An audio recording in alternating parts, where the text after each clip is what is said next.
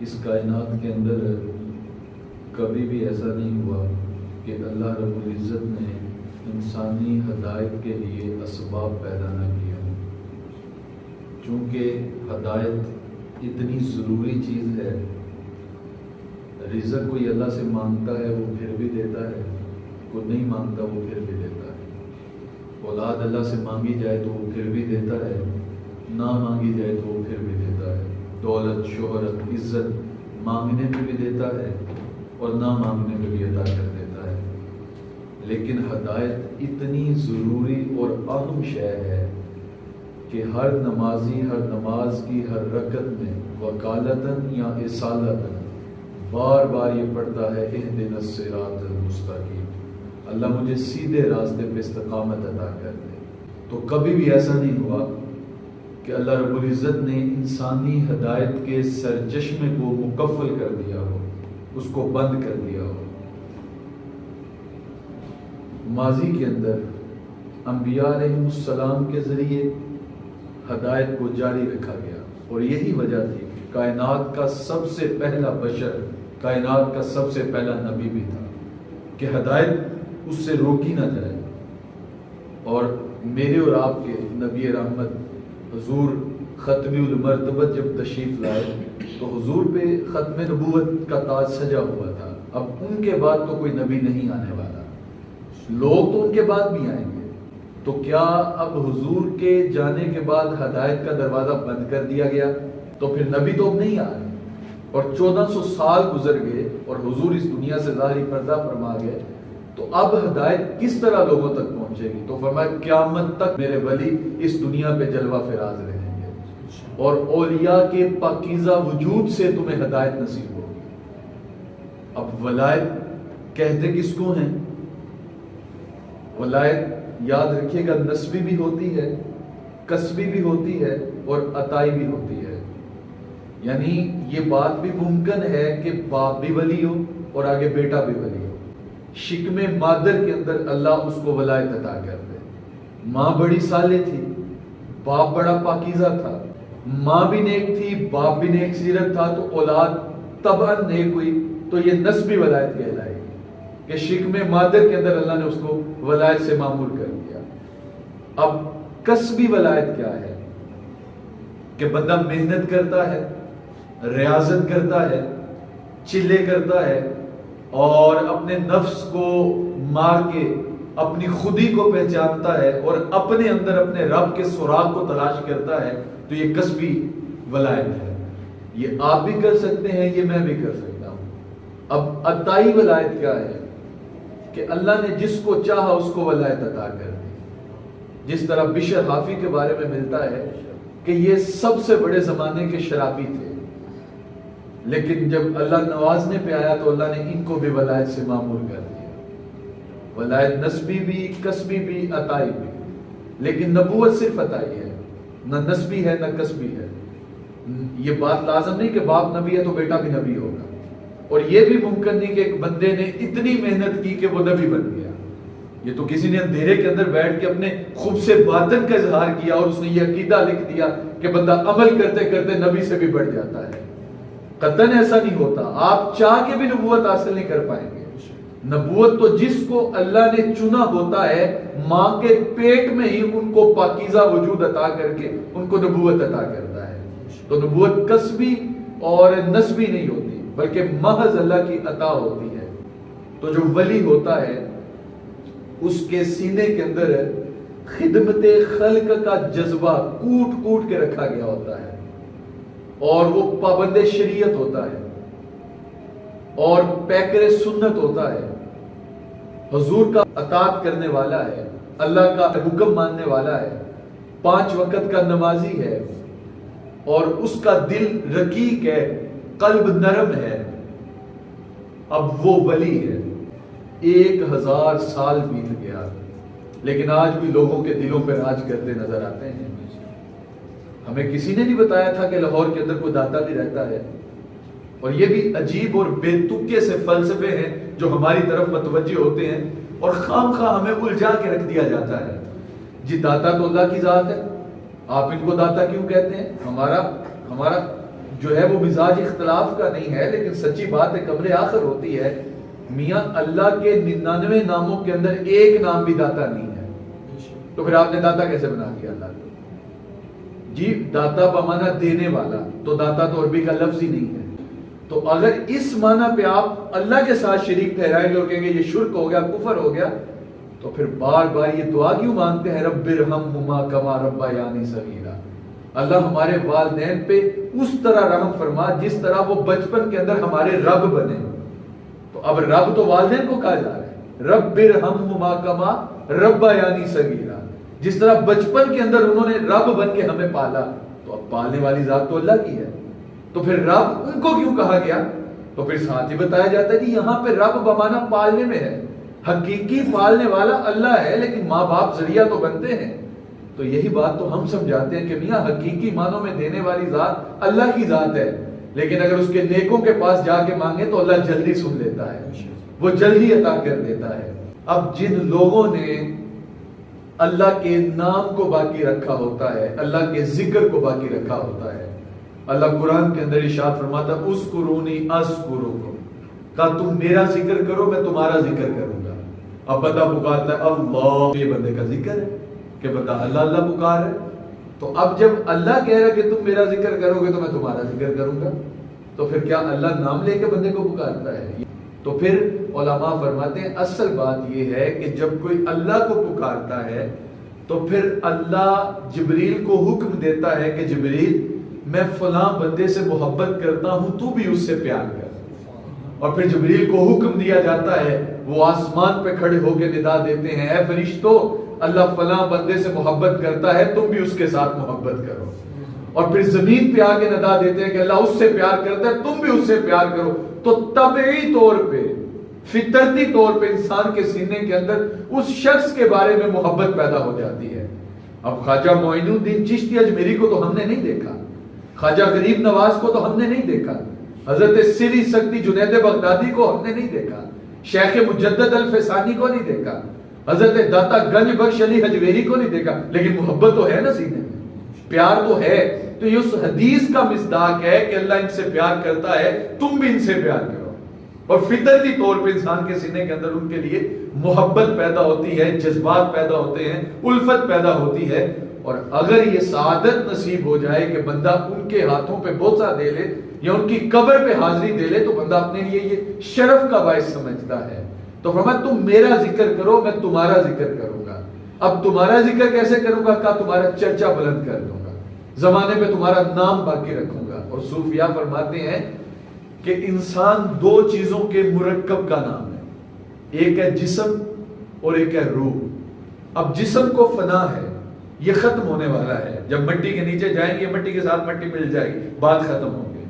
ہاں وہ پاکیزہ وجود جن کو اللہ باقی رکھے گا تو وہ تو عند اللہ معاملے ہیں، لیکن مٹی کے ساتھ مٹی مل جائے گی. لیکن روح ایک لطیف چیز ہے، یہ ختم نہیں ہوگی. تو اللہ ارشاد فرماتا ہے جب میرا بندہ میرے نام پہ اپنا سب کچھ فنا کر دیتا ہے تو پھر میں اسے بقا کی دولت سے مالا مال کر دیتا ہوں. وہ مر کے بھی نہیں مرتا اور وہ زندہ ہوتا ہے لوگوں کی دلوں کے اندر، لوگوں کے ذہنوں کے اندر اور لوگوں کی دعاؤں کے اندر اس کا نام باقی ہوتا ہے. چونکہ یہ وہ لوگ ہیں جنہوں نے رب کے نام پہ زندگی گزاری ہے، جنہوں نے اللہ کے حکموں کے مطابق زندگی گزاری ہے. ہمیں کہا جاتا ہے جی شادی نہ ہوئی، اولاد باقی نہ رہی تو نسب کیسے باقی بچے گا؟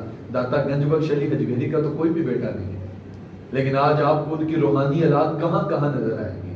ایک ہی شادی کی تھی، اس سے بھی اولاد نہیں ہوئی تو دوبارہ شادی ہی نہیں کی، بلکہ اللہ کے حکموں کے مطابق اپنی زندگی کی خواہشات کو ڈھال دیا اور جس طرح اللہ نے چاہا اس طرح زندگی گزار کے دکھائی.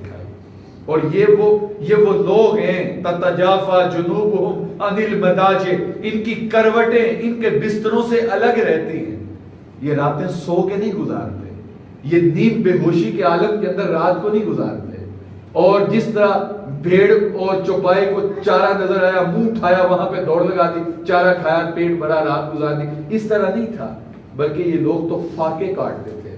اور داتا صاحب کی تعلیمات کو آپ پڑھیں تو آپ کو پتہ چلے گا کہ آپ فرماتے ہیں کہ سب سے پہلے جو بندے کی زندگی کا مقصد ہے وہ کیا ہے؟ کہ وہ علم حاصل کرے. اب اس کے لیے کوئی عمر کی قید نہیں لگائیں گے. تم علم حاصل کرو، ماں کی گود سے لے کے قبر کی آگوش تک تم علم حاصل کرو. تم ایسی مجالس تلاش کرو. یہ راگ سننے، کانوں پہ ہاتھ رکھنا، ساری ساری رات کی محافل، پلے کچھ نہیں پڑتا، نعت خوانی کے، یہ اس سلسلے سے باہر آئیں. اپنی مجالس ایسی منتخب کریں جہاں پہ آپ کو سیکھنے کے لیے کچھ ملے. آپ جمعے کے اجتماع میں جاتے ہیں تو ایسی جگہ کو تلاش کریں جہاں پہ آپ کو سکھایا جائے اور آپ سیکھیں وہاں سے، اور آپ کو سیکھنے کے لیے کچھ ملے تو آپ وہاں پہ جا کے بیٹھیں. ایسی مجالس کے اندر کہ جہاں پہ جا کے سوائے کسی کے بارے میں نفرت اور کینہ، بغض، حسد اور ایک دوسرے کے بارے میں کفر کے فتوے، ایسی صحبتوں سے بچ جائیں، ایسی مجالس سے اپنے آپ کو بچا لیں. تو کہ سب سے پہلا کام تم نے استنباط علم کرنا ہے، تم نے علم کو حاصل کرنا ہے. اب علم حاصل ہوگا تو پھر کیا ہوگا؟ تو فرمایا ایک سیر علم کے لیے تمہیں 5 سیر ادب کی ضرورت پڑے گی. تمہیں تھوڑا سا علم حاصل ہوا تو پھر ایسا نہ ہو کہ تمہارا برتن اندر سے جو ہے وہ کھنکتا پھرے، اس کی آواز آئے اور تم لوگوں کو جو ہے وہ مرتد و کفر کے فتوے دینے لگو کہ نہیں اب چونکہ میں زیادہ پڑھ گیا ہوں تو میرے پاس علم زیادہ ہے. یاد رکھیے گا اللہ ہر بندے کو ایک طرح کی سزا نہیں دیتا. اسی لیے میاں صاحب نے کہا تھا نا، پڑھنے اٹھتے مان کرینا تے نہ آنکھی میں پڑھیا، او جبار کہار صداوے متا روڑ دیوے دودھ کڑیا. ایک عالم دین تھا، پائے کا چوٹی کا عالم تھا، اچانک عیسائی ہو گیا. بعد میں لوگ اس سے ملنے کے لیے گئے کہ میاں تو نے اسلام کو کیوں چھوڑا؟ اللہ نے تجھے اتنا بڑا مرتبہ دیا تھا کہ تو عالم دین تھا، اور حضور فرماتے ہیں العلماء ورثۃ الانبیاء، میری امت کے علماء نبیوں کے وارث ہیں. چونکہ نبیوں کی وراثت درہم و دینار نہیں ہوتا، نبیوں کی وراثت علم ہوتا ہے، تو ان کے پاس علم ہے تو یہ نبیوں کے وارث ہیں. تو میاں تو نے دین ہی چھوڑ دیا، تو مرتد ہو گیا، تو نے اسلام سے منہ پھیر دیا، منحرف ہو گیا اپنے دین سے. تو اس نے کہا اسلام تو سچا دین ہی نہیں ہے. انہوں نے کہا تمہارے پاس کوئی دلیل؟ اس نے کہا ہے. کہا وہ کیا؟ کہا ایک دن میں عشاء کی نماز پڑھانے کے لیے مصلی پہ آیا، سردیوں کی لمبی رات تھی، کنویں سے وضو کر کے مصلی پہ آیا، ٹھنڈے پانی سے وضو کیا تھا اور 2 رکعتیں پڑھی تھی، 2 باقی تھی کہ میرا وضو ٹوٹ گیا.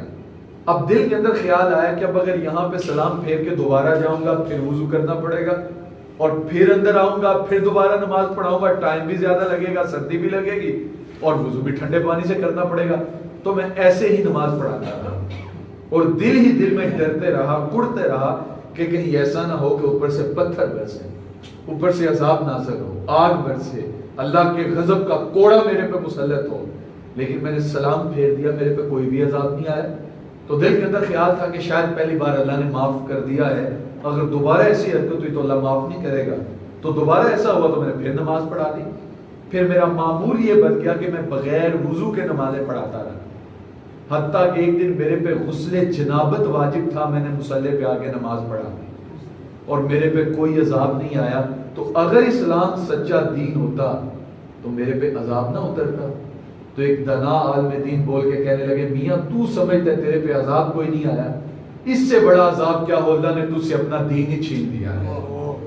اللہ اکبر. وہ جب ناراض ہوتا ہے تو دولت نہیں چھینتا، وہ جب کسی سے ناراض ہوتا ہے تو آپ کو دانا بند نہیں کرتا، وہ جب کسی سے ناراض ہوتا ہے تو سورج کو حکم نہیں دیتا کہ تیری روشنی اس کے آنگن میں نہیں جانی چاہیے، وہ چاند کو حکم نہیں دیتا کہ تیری چاندنی سے اس کے بیڑے کے اندر جو ہے وہ اجالا نہیں ہونا چاہیے، بلکہ اللہ جب کسی سے ناراض ہوتا ہے تو سجدے کی توفیق چھین لیتا ہے. اللہ اکبر. کتنے ایسے مسجد کی ہم سائیگی میں رہتے ہیں اور 5 مرتبہ مؤذن پکارتا ہے حی علی الصلاۃ حی علی الفلاح، لیکن ان کے کانوں پہ جون تک نہیں ریگتی اور یہ توفیق نہیں ملتی کہ اللہ کے حضور آ کے سجدہ کر سکے. تو اللہ کی ناراضگی کی علامت نہیں تو اور کیا ہے. اللہ اکبر. تو سب سے پہلے علم حاصل کرو اور پھر اس کے بعد ادب سے اس کو اپنے اندر تم نے سمو کے رکھنا ہے، کہیں وہ باہر لوگوں کو جو ہے وہ کافر نہ بناتا پھرے. اور علم حاصل کرنے کا سب سے بنیادی مقصد، ہمارے صوفیہ فرماتے ہیں کہ سب سے پہلا مقصد علم حاصل کرنے کا وہ کیا ہوتا ہے کہ بندہ اپنی ذات کو سنوارے، بندہ اپنے آپ کو نکھارے، جو علم پڑھا ہے اس پہ عمل کرے اور پھر لوگوں تک پہنچائے. اور جب عمل کر کے لوگوں تک پہنچائے گا تو پھر اس کے اندر چاشنی زیادہ ہوگی، حلاوت زیادہ ہوگی، وہ بات لوگوں کے دلوں کے اندر اترے گی. لیکن بندہ ممبر پہ آگے کہ 5 وقت پڑھو اور اس کو جمعے کی بھی نہ پڑھتا ہو، تو پھر ایسی تبلیغ، ایسے واعظ کی کوئی نصیحت بھی جو ہے وہ فائدہ نہیں دیتی ہے۔ تو کہا سب سے پہلے تم نے علم حاصل کرنا ہے۔ دوسری بات کہا جب تم نے علم حاصل کر لیا تو پھر اللہ سے ڈرنے لگ جا۔ ہمارے صوفیاء کا جو طریق ہے، یہ ہمارے ہاں یہ طریقت کا سلسلہ چلتا ہے، بیعت کا سلسلہ چلتا ہے، تو شرعاً بیعت کوئی واجب نہیں ہے۔ یہ بات اچھی طرح ذہن نشین کر لیجیے گا۔ کیسے کیسے فکرے سننے کو ملتے ہیں، جس کا پیر کوئی نہیں اس کا پیر شیطان، یہ بے تکی سی بات ہے۔ شرعاً کوئی بندہ کسی کے ہاتھ پہ بیعت نہیں کرتا تو اس پہ کوئی گناہ نہیں آتا، وہ کسی گناہ کا مرتکب نہیں ہوتا۔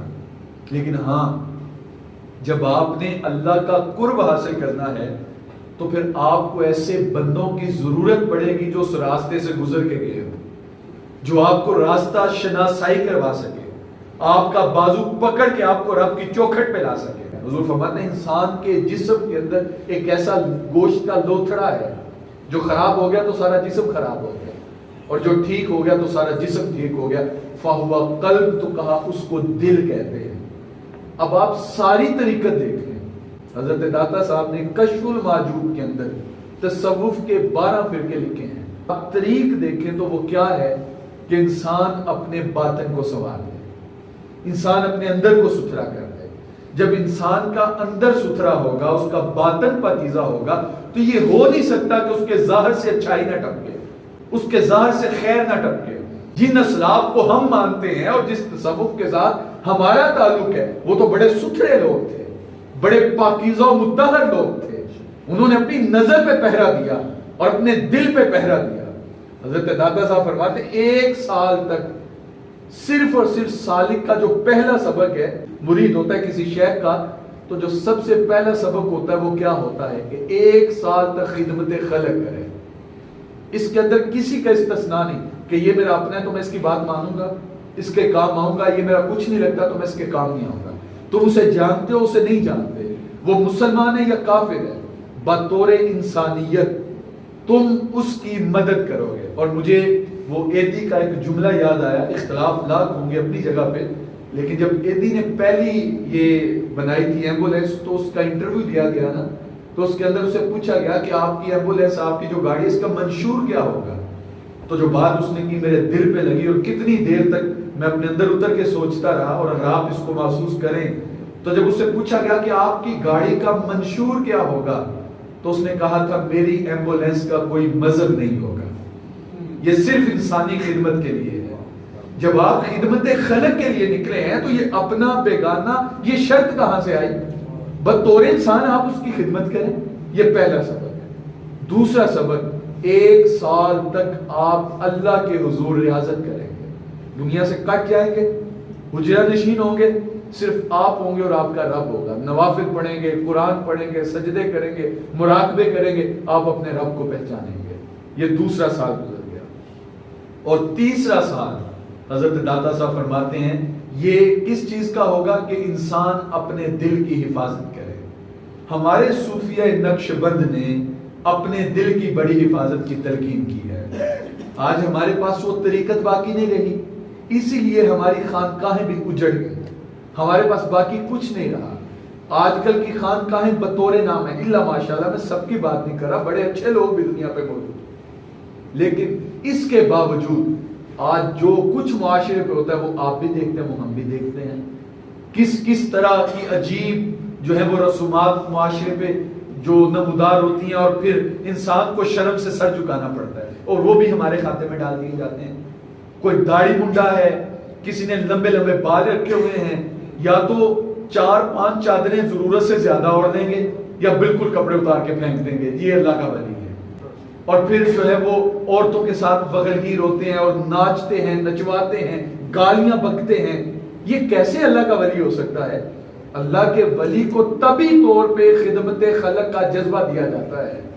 اور ایک اللہ کا ولی ہو اور پھر بددعا بولے، ایک اللہ کا ولی ہو اور جادو کر کے کسی کا گھر برباد کر دے، ایک اللہ کا ولی اور لوگوں پہ تعویذ کرتا پھرے، یہ ممکن کیسے ہے؟ یہ تو ہو ہی نہیں سکتا۔ اس لیے جو صوفیاء ہیں، یہ ہمارا برصغیر پاک و ہند کا نظام تھا اور ہمارا خانقاہی سلسلہ جو تھا وہ بڑا اچھا منظم اور مربوط سلسلہ تھا. دیکھیں پیر کے پاس امیر بھی آئے گا غریب بھی آئے گا. امیر آیا, اس نے آ کے اپنی کو حاجت کہی اور جاتے ہوئے نذرانہ پیر کو دے گیا. اب پیر نے وہ نذرانہ لیا, مصلے کے نیچے رکھ لیا. اب غریب مرید آیا اور اس نے آ کے اپنا دکھڑا سنایا کہ حضرت مہنگائی بہت ہے, کھانے کے لیے کچھ نہیں, بیٹے کی شادی کرنی ہے, پلے کچھ نہیں ہے. تو اب پیر کو چاہیے تھا جو نذرانہ امیر سے لیا ہے وہ پکڑ کے اس کو دے دیتا, اس کی داد رسی ہو جاتی, اس کے دکھوں کا مداوا ہو جاتا. لیکن کبھی آپ نے دیکھا یہ کوا اتنا شریر جانور یہ بچے کے ہاتھ سے لقمہ چھین کے لے جاتا ہے. اور آج کل کے پیر آستانوں پہ ایسے بیٹھے ہوئے ہیں. ماضی کے اندر ایسے ہوتا تھا کہ لوگ پیروں کے پاس جاتے تھے اپنے دل کی صلاح کروانے کے لیے, دل ٹھیک کروانے کے لیے, اور ڈرتے تھے کہ جو بات دل میں آئے گی شیخ کی نظر میں ہوگی. لیکن آج کا پیر کہتا ہے تیرا دل صاف کروں نہ کروں, تیرے دل پہ لگی جیب صاف کر دوں گا. تو پھر وہ دل کیسے ستھرا ہوگا, دل کیسے پاکیزہ ہوگا. اقبال جب آئے نا یہ لاہور کے اندر, ان کے ایک پیر صاحب بھی آئے تھے, تو پتہ چلا تو اقبال اسے ملنے کے لیے گیا. تو پیر کا ایک مرید بھی ملنے کے لیے آیا. تو وہ جو تھا اس نے آ کے اپنا دکھڑا سنایا کہ حضرت دعا کریں, حالات بڑے سخت ہیں, 100 روپے کا مقروض, اور اس دور میں 100 روپیہ بہت بڑی رقم ہوتی تھی. تو جاتے ہوئے 10 روپے کا نذرانہ پیر صاحب کو دیا. تو پیر صاحب نے نذرانہ پکڑا اور دعا کی, تو اقبال کی بے ساختہ ہنسی نکل گئی. وہ جب مرید اٹھ کے چلا گیا تو پیر کہنے لگا حضرت آپ کیوں مسکرائے؟ تو اقبال کہنے لگا حضرت میں آپ کی دعا کی قبولیت پہ مسکرایا. کہا آپ کو کیسے پتا میری دعا قبول ہوگی؟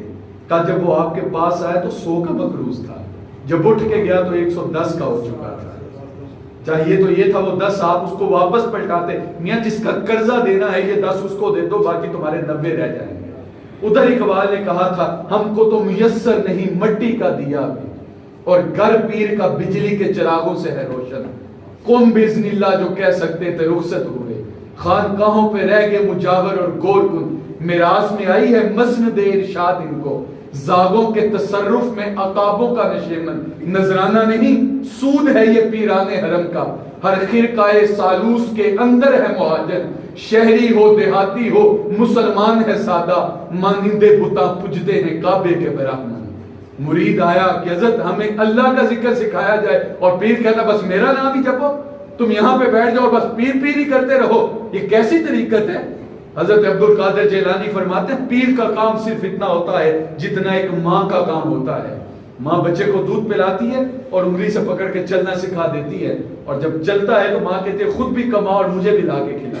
تو پیر کا کام اتنا ہے کہ جب سالک آئے اس کے پاس سلوک کی منازل طے کرنے کے لیے, تو وہ اس کے قلب پہ اللہ کا ذکر جاری کر دے, اور جب اس کا دل اللہ اللہ کرنے لگے تو دور سے اشارہ کر میاں وہ گنبد خضرا تمہاری منزل ہے, اب حضور کے قدموں میں پہنچ جاؤ.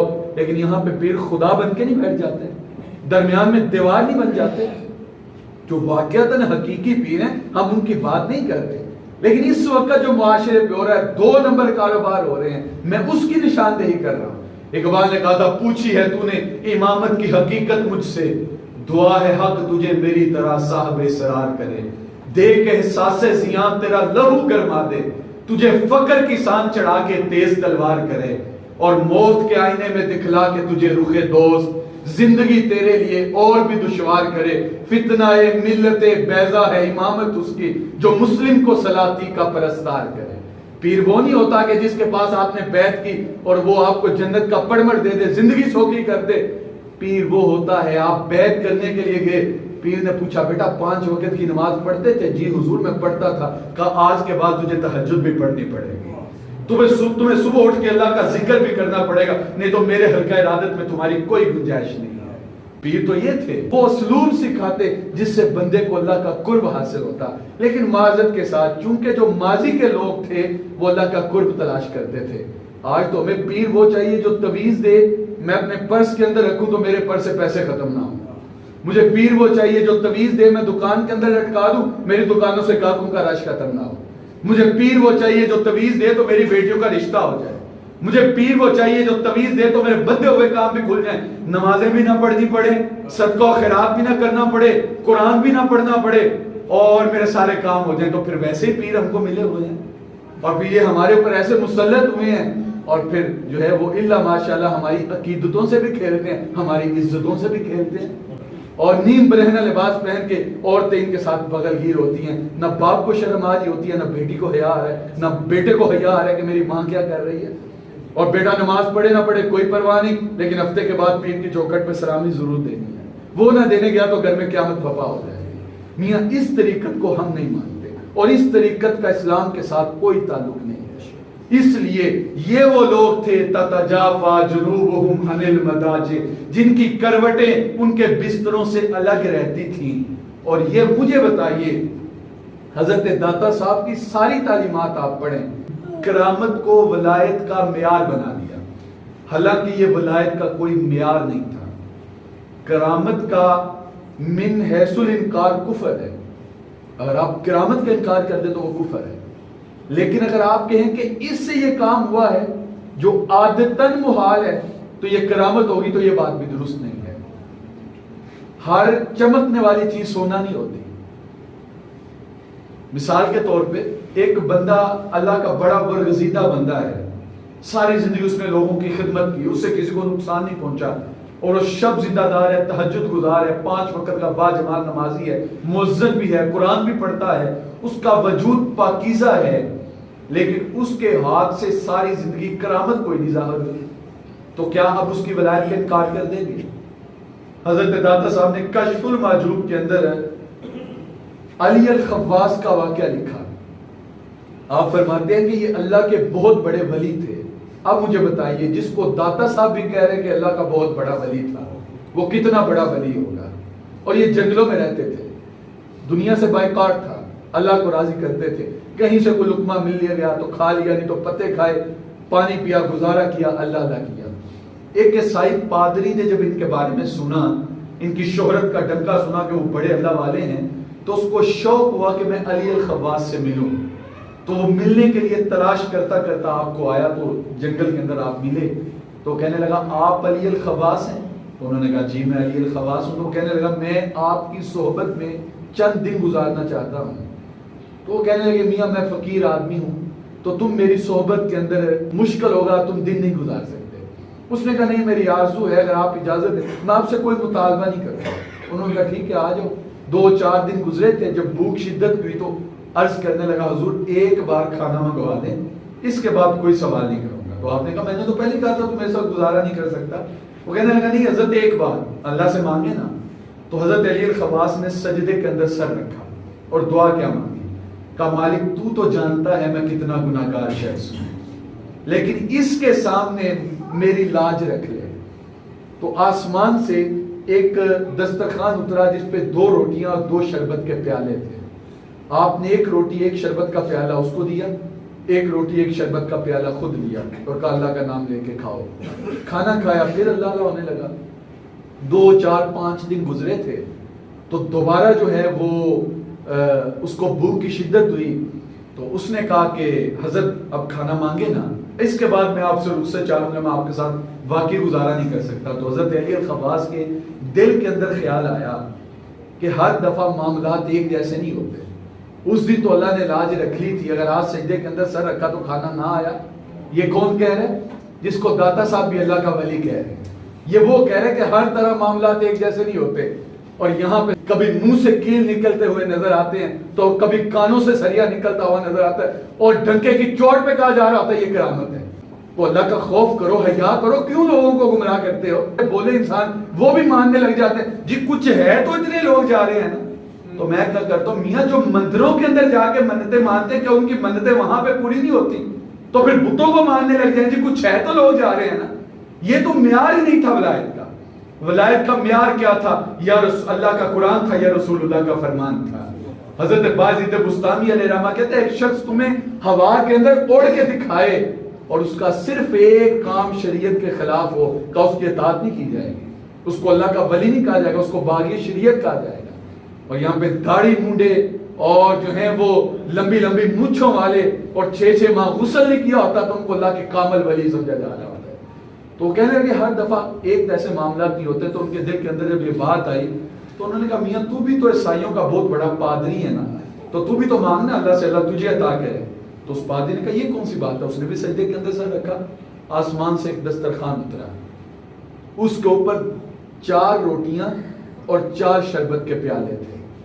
حضرت علی الخواص گھبرا گئے، اس نے 2 روٹیاں 2 پیالے اپنے لیے رکھے اور 2 روٹیاں 2 پیالے آپ کی جانب بڑھائے، کہا حضرت یہ کھائیے، جو بات آپ تک پہنچانا چاہتا ہوں توجہ چاہوں گا۔ حضرت علی الخواص کہنے لگے یہ میں نہیں کھا سکتا۔ کہا حضرت وہ کیوں؟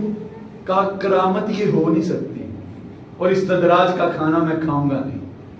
حضرت علی الخواص جیسا بندہ یہاں پہ آ کے تذبذب کا شکار ہے کہ یہ کرامت ہے یا کہ استدراج ہے، تو میرے اور آپ کے پاس کون سا پیمانہ اور کون سی اتھارٹی ہے کہ ہم لوگوں کی کرامتوں کو ناپتے پھریں؟ تو کہا میں نہیں کھاؤں گا۔ اس نے کہا حضرت کھانا بھی کھائیے، 2 بشارتیں بھی قبول کی دی ہے۔ آپ فرمانے لگے کہ بشارتیں کیسی؟ اس نے کہا میں نے سجدے کے اندر سر رکھ کے پہلی دعا مانگی، اللہ اگر اسلام سچا دین ہے تو 2 روٹیاں 2 پیالے اس کے صدقے اتار دے، اور اگر علی الخواص تیرا واقعی سچا ولی ہے تو 2 روٹیاں 2 پیالے اس کے صدقے اتار دے۔ کہا آپ کو مبارک ہو، آپ کا اسلام سچا دین بھی ہے اور آپ اللہ کے سچے ولی بھی ہیں۔ تو حضرت داتا صاحب کہتے ہیں یہاں پہ علی الخواص جیسا بندہ وہ تذبذب کا شکار ہے، تو پھر میں بھی دیکھوں آپ بھی دیکھیں کہ ہم کس قدر ذلت کے اندر گرے پڑے اور کس قدر ذوق الاعتقادی، ہمارے ذہن کس قدر مفلوج ہو چکے ہیں کہ ہمارے سامنے کوئی تھوڑی سی شعبدہ بازی کر کے دکھائے تو ہم اس کو اللہ کا ولی مان لیتے ہیں، کسی بیماری سے شفا مل گئی ہم اس کو اللہ کا ولی مان لیتے ہیں، ساری زندگی نماز کوئی نہیں پڑھا، دور دور تک اس کا قرآن کے ساتھ تعلق کوئی نہیں، ہم اس کو اللہ کا ولی مان لیتے ہیں، حالانکہ کرامت تو ولایت کا معیار ہی نہیں تھا۔ میرے سلسلے کے امام حضرت شاہ نقشبند بخاری علیہ رحمہ، آپ سے کسی نے کہا تھا حضرت آپ کی کوئی کرامت، تو آپ کہنے لگے میاں اس سے بڑی کرامت اور کیا ہوگی، اتنے گناہوں کے باوجود زمین پہ چل رہا ہوں اور زمین مجھے اپنے اندر دنسا نہیں لیتی، یہ میری کرامت نہیں تو اور کیا ہے۔ ایک شخص مطاف کی وادی میں کنکروں پہ پیشانی رکھ کے زاروں کی طرح رو رہا تھا اور دعا کیا مانگ رہا تھا؟ کہہ رہا تھا اللہ مجھے معاف کر دے، قیامت کے دن بغیر حساب کے بخش دینا، نہیں تو مجھے قیامت کے دن اندھا اٹھانا، میں تیرا تو کیا تیرے بندوں کا سامنا بھی نہیں کر پاؤں گا۔ تو اتنے درد کے ساتھ دعا مانگ رہا تھا کہ ایک شخص سب کچھ چھوڑ کے اس کو دلاسا دینے لگ گیا کہ میاں خیر ہے، اللہ بڑا کریم ہے، تمہیں معاف کر دے گا۔ کچھ لوگ ہیں نا جو اتنے درد سے دعا مانگتے ہیں کہ سینے سے ان کے لیے دعا نکلتی ہے، وہ سب کچھ چھوڑ کے کھڑا ہو گیا کہ اللہ بڑا کریم ہے، رحیم ہے، تمہیں معاف کر دے گا، تو اتنا نہ رو۔ اور وہ بار بار کہتا مالک بغیر حساب کے بخش دینا، نہیں تو قیامت کے دن مجھے اندھا اٹھانا۔ اچھا یار، میرے جیسا بدکار شخص، کمینہ شخص اگر کندھوں پہ گناہوں کی گٹھری اٹھا کے لے کے جائے اور پھر اس وادی کے اندر جا کے سجدے کے اندر سر رکھ کے اس طرح دعا مانگے تو بات سمجھ میں آتی ہے کہ اس کے پلے کچھ نہیں، اس کے گناہ بہت زیادہ ہیں، نمازیں بھی کمی ہیں، سجدے بھی کھوکھلے ہیں اور قرآن کی تلاوت بھی کوئی نہیں، صدقہ و خیرات بھی کوئی نہیں، اور مجھے تو توبہ کی ضرورت۔ لیکن جب دیکھا گیا یہ کون ہے، جب وہ اٹھ کے جانے لگا تو شخص نے نیچے سے دیکھا چادر تھی چہرے پہ، تو ہلکی سی چادر اٹھا کے دیکھا تو پاؤں تلے سے زمین نکل گئی، ہوا شیخ عبد القادر جیلانی، وہ زاروں کی طرح رونے والا وقت کا غوث شیخ عبد القادر جیلانی تھا۔ یار یہ تو اس قدر ڈرنے والے لوگ تھے، انہوں نے تو اپنے دل کی اصلاح کی تھی اور یہ اپنے دل کی ستھرائی کا انتظام کرتے تھے، اور جو بھی ان کے پاس آیا انہوں نے اس کو رونا سکھایا کہ اپنے آنسوؤں سے اپنے دل کی صفائی کرو، اپنے اندر اتر کے دیکھو ہمارے اندر کتنے میل ہیں۔ یار حضور فرماتے ہیں مومن کی فراست قلبی سے ڈرو، یہ اللہ کے دیے ہوئے نور سے دیکھتا ہے۔ آج ہمیں کسی کے دکھ نظر کیوں نہیں آتے؟ آج ہم کسی کی پیشانی کیوں نہیں پڑھ پاتے؟ کیا ہم مومن نہیں ہیں؟ ہم مومن تو ہیں، لیکن ہمارے پاس وہ اللہ کا دیا ہوا نور باقی نہیں رہا، وہ گدلا ہو گیا، وہ میلا ہو گیا، اور ہم شکوہ کرتے ہیں ہماری دعائیں قبول نہیں ہوتی۔ ہمیں تو سارے اسلاف یہی درس بتا کے گئے تھے کہ میاں یہ دل جو ہے یہ رب کی گزرگاہ ہے، یہ رب کا حجرہ، اے دل حجرہ رب سچے دا تے پا فقیرہ جاتی ہوں، یہ تو اللہ کا حجرہ تھا۔ اسی لیے شادی سے راضی فرماتے ہیں کہ 1000 کعبے سے مومن کا ایک دل افضل ہے۔ وہ کیوں؟ کہ وہ حضرت خلیل کی گزرگاہ ہے اور یہ دل رب جلیل کی گزرگاہ ہے۔ کہیں ایسا نہ ہو کہ تم کسی کا دل دکھا بیٹھو، کسی کا دل توڑ دو۔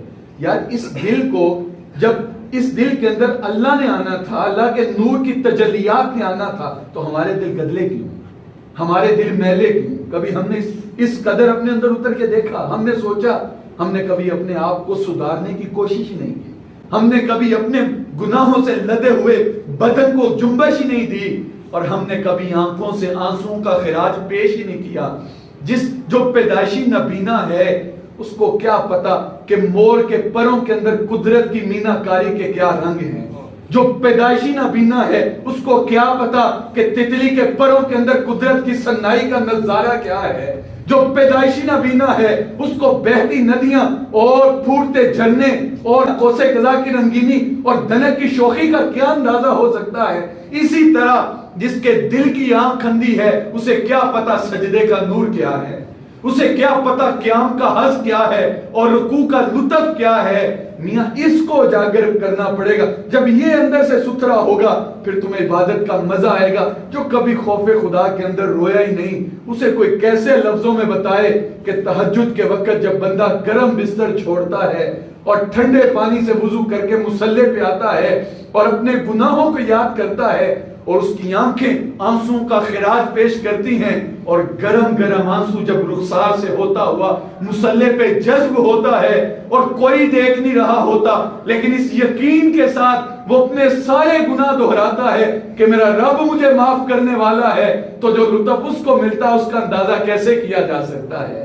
تو یہ دل کیسے ستھرا ہوگا؟ یار ہمارے ہاں کوئی مہمان آئے تو ہم گھر کی صفائی کرتے ہیں، اور اگر ہمیں پتا ہو کہ مہمان بہت زیادہ نفیس ہے، وہ نزاکت کا حامل ہے، تو ہم اس قدر گھر کی صفائی کرتے ہیں۔ تو مجھے بتائیے جس گھر میں رب نے آنا تھا اس کے اندر نفرتیں پلتی رہی، اس کے اندر حقد، حسد، کینہ، بغض، نفاق، صحبتیں، رنجشیں، گلے، شکوے، شکایت، یہ سب کچھ اندر پڑا ہے، اور یہ کوڑ کواڑ، یہ زنگ لگے ہوئے ہیں اندر، اور پھر کہتے ہیں اندر اجالا نہیں ہوتا۔ تو اجالا کیسے ہوگا؟ یہ وہ بزرگ تھے جو کہتے تھے اپنے آپ کو سنوارو، اپنے باطن کو ستھرا کرو، تمہارا ظاہر خود بخود پاکیزہ ہوگا۔ جب تمہارا دل ستھرا ہوگا تو تمہاری پیشانی پہ نور چمکے گا، تمہاری پیشانی کشادہ ہوگی اور تمہارا چہرہ منور ہوگا۔ اب ان سے پوچھ لیتے ہیں کہ حضور ہمیں بتائیے، آپ کے قدموں میں بیٹھ کے خواجہ معین الدین چشتی اجمیری نے چلا کیا تھا اور وہ سب کچھ آپ کے قدموں سے حاصل کر کے گئے، اور آج بھی سارے ولی آپ کی قبر کو بوسہ دینا یہ اپنے لیے اعزاز کی بات سمجھتے ہیں۔ تو پھر ہمیں بتائیے نا کہ ہم اپنے دل کی صفائی کیسے کریں؟ تو فرماتے ہیں کہ حسن اخلاق کا جھاڑو لے کے اپنے دل نگری میں بھی اترو اور آنسوں کا چھڑکاؤ کرو، اور رات کے پچھلے پہر اٹھ کے مصلی بچھاؤ اور اللہ کے ذکر کی دھونی بھی سلگاؤ، اور جھاڑو حسن اخلاق کا تمہارے پاس ہے، اس سے اندر کی نفرتیں، بغض، کینہ سب کچھ دور کرتے چلے جاؤ، اور اللہ کے ذکر کی دھونی سلگ رہی ہے اور آنکھوں سے آنسوں کا خراج ہے۔ اس لیے مولانا سعدی فرماتے ہیں کہ جہاں پانی گرتا ہے وہاں سبزہ اگتا ہے، جہاں پہ آنسو گرتے ہیں وہاں پہ اللہ کی رحمت اترتی ہے۔ تو کہا تمہاری آنکھیں آنسوں کا خراج پیش کریں، تمہاری زبان اللہ کا ذکر کرے، اور حسن اخلاق کا جھاڑو تمہارے ہاتھ میں ہو، سارے اندھیرے، سارے جو اندر کے غلاظت، گندگی اور کوڑ کباڑ ہے وہ ساری دور کر دو۔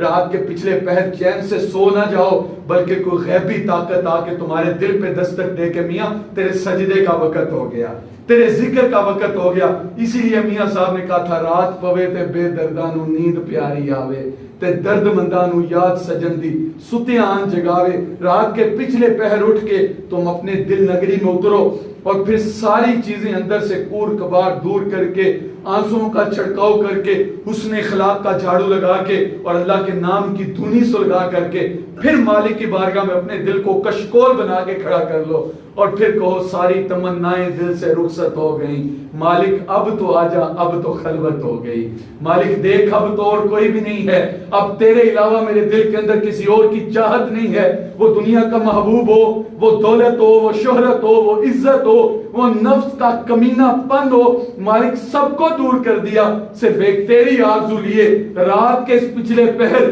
نیند کو چھوڑ کے، بستر کو چھوڑ کے مصلی پہ تیرے لیے آ کے بیٹھا ہوں، مالک اب اپنا قرب بھی عطا کر دے۔ تو پھر دیکھنا اللہ تمہیں کتنا قرب عطا کرتا ہے۔ اس لیے حضرت داتا صاحب فرماتے ہیں سارا تصوف، ساری طریقت اندر کی صفائی کا نام ہے، باطن کی ستھرائی کا نام ہے۔ یہ ہو نہیں سکتا کہ بندے کا اندر ستھرا ہو، اس کے ظاہر پہ میل لگی ہو، اس کا اندر پاکیزہ ہو، اس کا ظاہر گندا ہو، اور یہ بھی ممکن نہیں ہے کہ اس کا ظاہر گندا ہو، 6 ماہ تک غسل نہیں کیا اور پھر وہ کہے کہ میرا اندر بڑا ستھرا ہے۔ تو میاں یہ کبھی بھی نہیں ہو سکتا۔ اس لیے ہم باطن کی صفائی کریں اور ظاہر کی صفائی کریں، پھر اس کی کرم نوازیاں دیکھنے والی ہوں گی، اور پھر وہ اپنا رحم، اپنا کرم اور اپنی کرم نوازیوں کا حصار ہمیں عطا کرے گا۔ کہنے کے لیے تو بہت کچھ تھا، زمانہ سن رہا تھا بڑے شوق سے، امیر سو گئے داستان کہتے کہتے۔